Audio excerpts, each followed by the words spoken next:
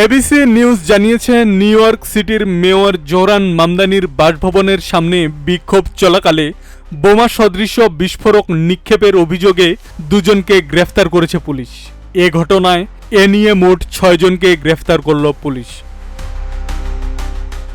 Police commissioner Jessica টিস জানান, 18 বছর বয়সী এক বিক্ষোভকারী জ্বলন্ত অবস্থায় ডিভাইসটি পুলিশের ব্যারিকেডের দিকে ছুঁড়ে মারে। এর কিছুক্ষণ পর তিনি দ্বিতীয় একটি ডিভাইস ব্যবহারের চেষ্টা করলে পুলিশ তাকে ও তার সহযোগীকে আটক করে। অভিযুক্ত দুজনই পেনসিলভেনিয়ার বাসিন্দা। নিউ ইয়র্ক পুলিশ বিভাগ সংবাদ সম্মেলনে জানায়, উদ্ধারকৃত ডিভাইসটি কোনো সাধারণ স্মোক বোম ছিল না। এটি ছিল অত্যন্ত শক্তিশালী টিএটিপি বিস্ফোরক দিয়ে তৈরি একটি সক্রিয় বোমা।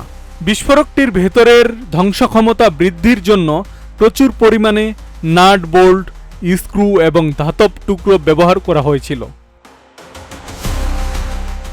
পুলিশ জানায়, মেয়রের বাসভবন গ্রেসি ম্যানশনের বাইরে অ্যাক্টিভিস্ট জ্যাক ল্যাংয়ের নেতৃত্বে কট্টর ডানপন্থী ও মুসলিম বিদ্বেষীরা জড়ো হন। এ সময় আরেক দল পাল্টা বিক্ষোভ করলে সংঘর্ষ বাধে। ঘটনার সময় মেয়র জোহরান মামদানি ও তার স্ত্রী রামা দুয়াজি বাসভবনে ছিলেন না। এক বিবৃতিতে মেয়র এ ঘটনাকে বিদ্বেষপ্রসূত এবং অত্যন্ত নিন্দনীয় বলে অভিহিত করেছেন। তিনি বলেন, সহিংসতা কখনো প্রতিবাদের ভাষা হতে পারে না। বিস্ফোরক ব্যবহার করে অন্যদের ক্ষতি করার এই চেষ্টা কেবল অপরাধই নয়, এটি আমাদের শহরের মূল্যবোধের পরিপন্থী। আব্দুস সালাম, প্রজন্ম 24।